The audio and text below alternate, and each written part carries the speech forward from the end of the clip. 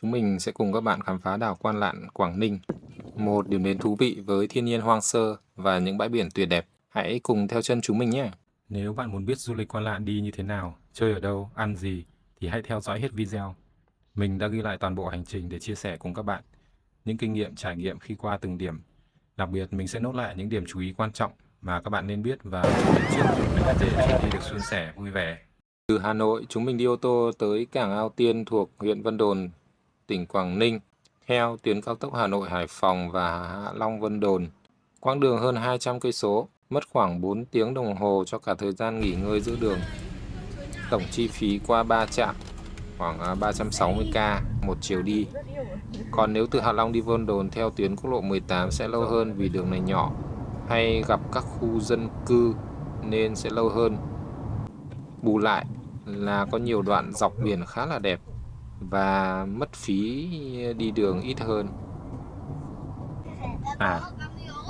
Tâm linh một chút. Đi đến đâu thì đầu tiên mình cũng nên vào ngôi đền hay ngôi chùa ở đó, thắp hương để cho yên tâm. Mong cho cả đoàn đi được khỏe, thuận lợi nha. Đảo Quan Lạn có hai địa điểm mà nhiều người biết đến là đền Quan Lạn và đình Quan Lạn.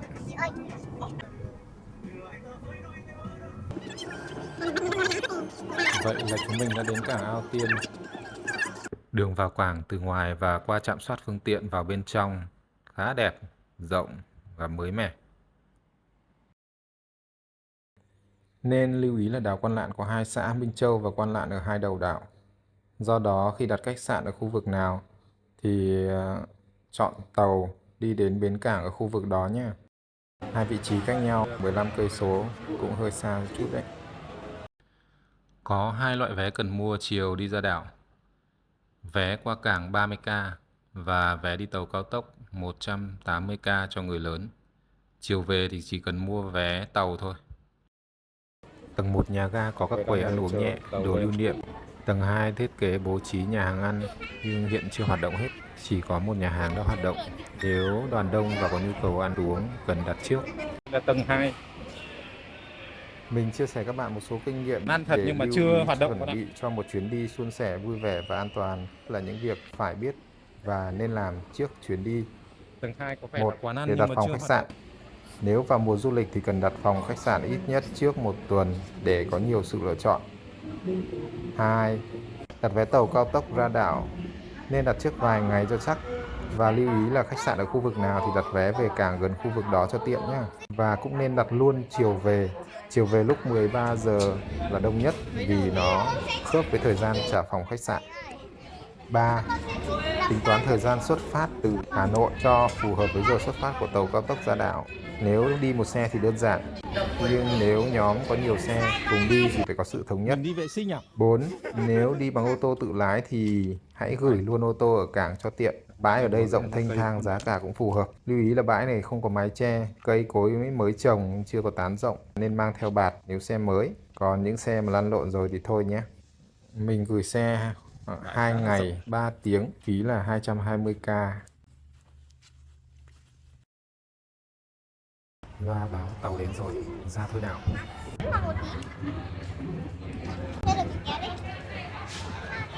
Đẹp quá.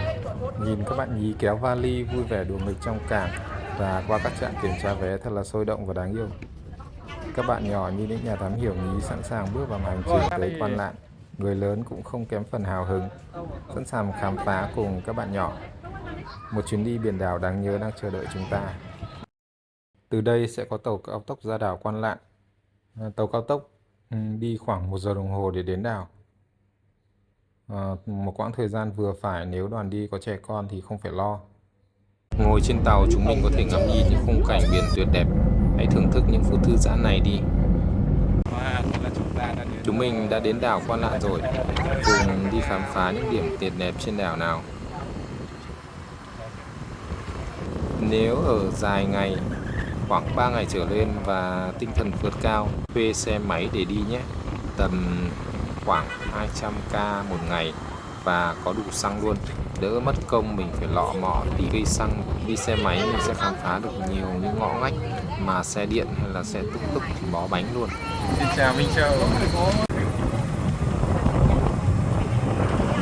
Quan Lạn là một đảo mà, nên nó có rất nhiều bãi biển. Bãi này có lẽ Thì bãi Minh Châu có vẻ được đánh giá là một bãi đẹp nhất, với cát trắng biển xanh với rất nhiều chỗ để check-in. Chúng mình đi vào thời gian tháng 6. Lúc này thì thấy sóng biển cũng nhỏ hơn. Trẻ con có thể vui chơi thoải mái. Ngày còn nắng sẽ càng đẹp hơn. Nhiều dịch vụ ăn uống vui chơi.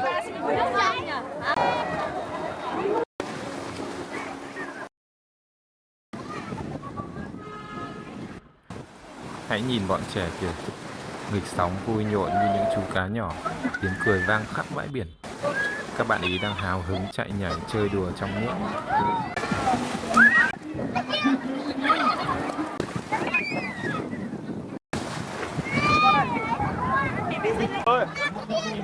Bố mẹ cũng không chịu thua, vừa chơi đùa cùng con, vừa dạy con tập bơi.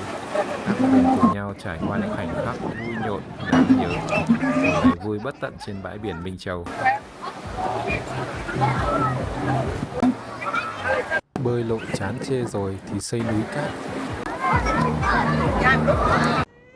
Khám phá đảo Quan Lạn bằng xe máy là một trải nghiệm cực kỳ thú vị mà bạn không thể bỏ qua. Trên đường đi, hai bên là rừng cây phi lao xanh mát, tạo nên một khung cảnh thơ mộng và trong lành. Đây cũng là điểm check-in siêu hot của nhiều bạn trẻ. Vừa chạy xe, vừa cảm nhận gió biển mát rượi và không gian yên bình, chắc chắn sẽ mang đến cho bạn những khoảnh khắc tuyệt vời không thể nào quên được. Bãi biển Minh Châu buổi sáng sớm thật sự quá đỗi yên bình. Biển trong xanh vắt, cát trắng mịn màng trải dài. Không gian tĩnh lặng chỉ còn tiếng sóng vỗ rì rào. Gió biển thổi nhẹ nhàng tạo cảm giác chill hết nấc luôn. Bãi biển Robinson thực sự là thiên đường cho các bé. Trẻ em dạo chơi nghịch sóng trong niềm vui thích vô tận. Những tiếng cười giòn tan, những bước chân nhảy nhót trên cát trắng mịn.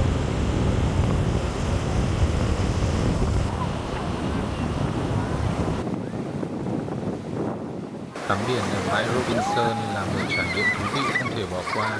Sóng ở đây to hơn bãi Minh Châu, mang lại cảm giác mạnh mẽ và vô cùng phấn khích. Cuối ngày, chúng mình về nghỉ ngơi tại khách sạn Minh Long. Đây là một chỗ nghỉ theo mình đánh giá là ổn về giá cả và chất lượng.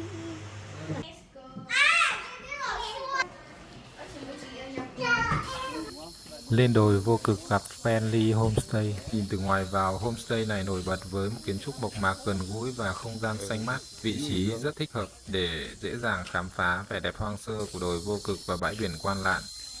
Đồi Vô Cực là nơi bạn có thể thỏa sức check-in với hàng loạt góc chụp xịn sò luôn. Leo bộ cũng hơi mất sức một chút, nhưng mà không khó quá đâu. Chỉ cần chuẩn bị tinh thần là xong. Đổ chút mồ hôi, nhưng lên tới nơi, bạn sẽ thấy rất đáng giá. Khung cảnh đẹp quá trời quá đất. Nhìn xuống là cả một bức tranh thiên nhiên tuyệt vời.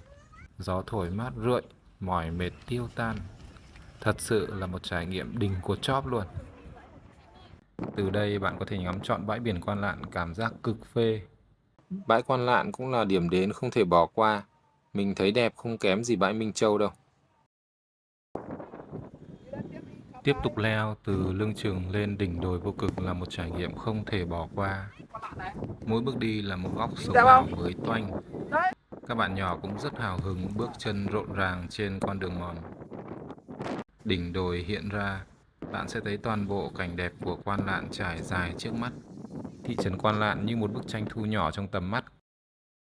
Nhìn ra bãi đá với sóng biển vỗ dập dìu, khung cảnh chill không tưởng. Và trên đầu bạn là cả một bầu trời xanh ngắt.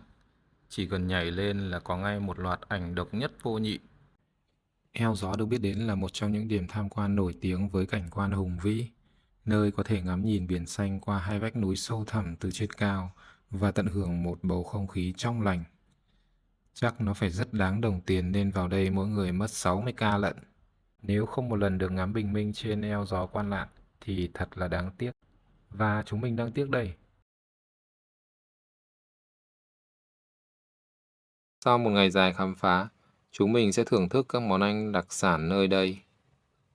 Đầu tiên phải kể đến là món xá sùng, còn được biết đến là trùng biển hay sâu biển đấy. Nhóm mình đã đi thăm chợ và mua sam về đặt khách sạn chế biến. Được nguyên một mâm toàn món về Sam luôn. Nếu chưa từng ăn thì nên thử cho biết nhé. Cảm ơn các bạn đã theo dõi hành trình khám phá đảo Quan Lạn cùng với chúng mình. Hy vọng các bạn có thêm nhiều thông tin hữu ích và sẽ có một chuyến đi tuyệt vời. Hẹn gặp lại trong những chuyến đi tiếp theo.